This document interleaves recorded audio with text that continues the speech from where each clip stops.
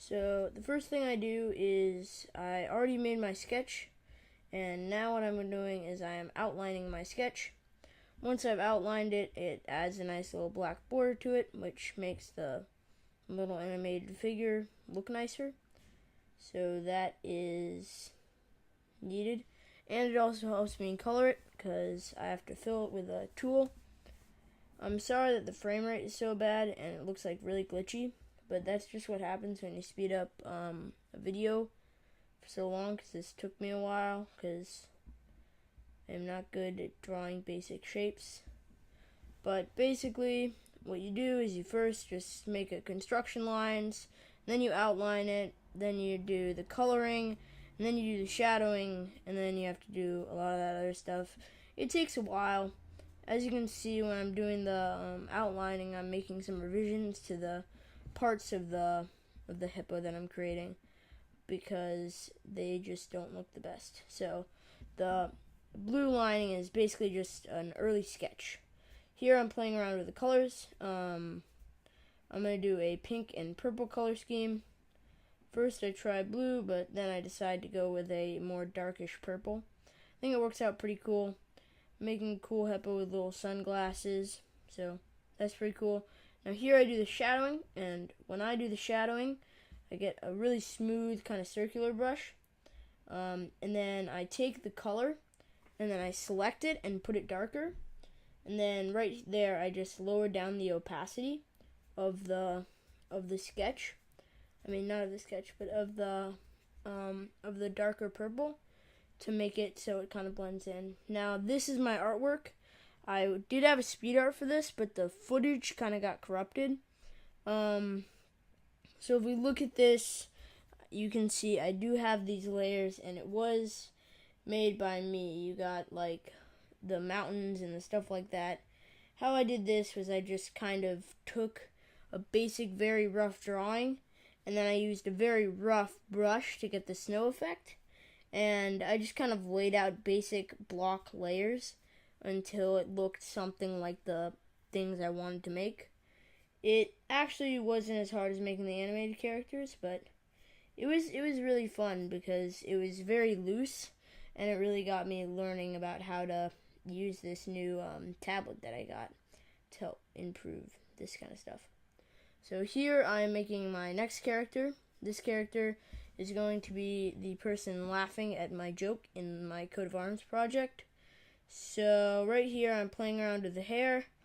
I'm really not, I don't know why, but I didn't know what style I wanted to go with. I kind of went with like a very basic style. So I just kind of went with a very basic person laughing, right? So I thought that was the best way I could do it. I mean, I probably could have put more effort and more time into it, but I just thought that a basic character would get my point across and would showcase that pretty well. Right here, I am doing the outer line work, making him so he actually, like, is a character. See how squiggly my lines are? And then I fill it in with some basic colors using the bucket tool. And then I just add in the hair color, the skin color, all the stuff like that. And this one had a little bit of mess up, so I'm just trying to refine the revision lines, the line work. And then I add some basic shading to make sure that the image has some depth to it and isn't flat. Then I cut it out as a PNG using the magic wand tool, save it to my computer, and then I drop it into my artwork piece. I cut it off and I try and make it like he's swimming by using this little wave and some shadowing. I actually forgot to add the shadowing for the shirt, so I just went in and added that later. These little ripple lines show like some more depth to the water, so it's not just a flat place. I got this whole idea from Bob Ross because I kind of like his painting, and I just wanted to make a very loose, very like just kind of laid back style. So here I'm making my last character. I'm drawing him out. This one I'm going to make pointing. So I just like draw like a very outlined sketch, like a wiring, like a robot, so I can make a pointing arm. I'm trying to make him joking. He has like a little bit of a like weird dislocated arm because I thought, I don't know how else to make a joke.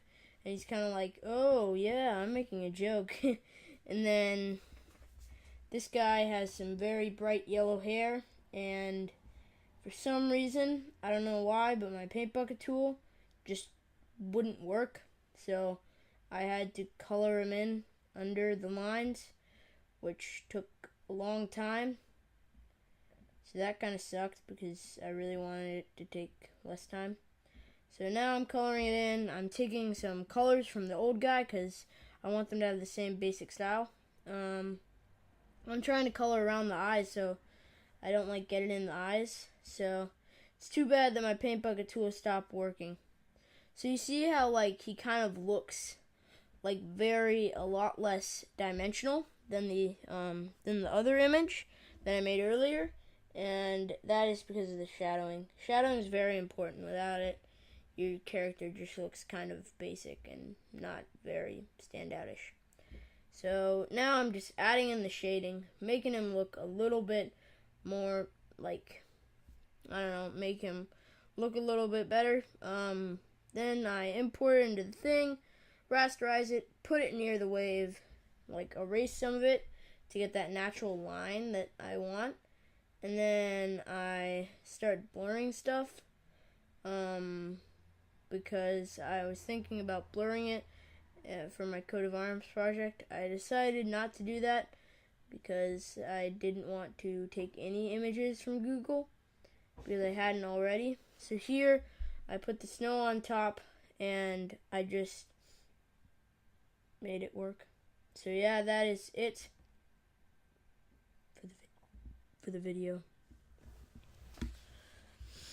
Thank you all for watching. I will see you next time when I make another video. This is my coat of arms project. I hope you liked it. See you next time. And remember, be pandemonium.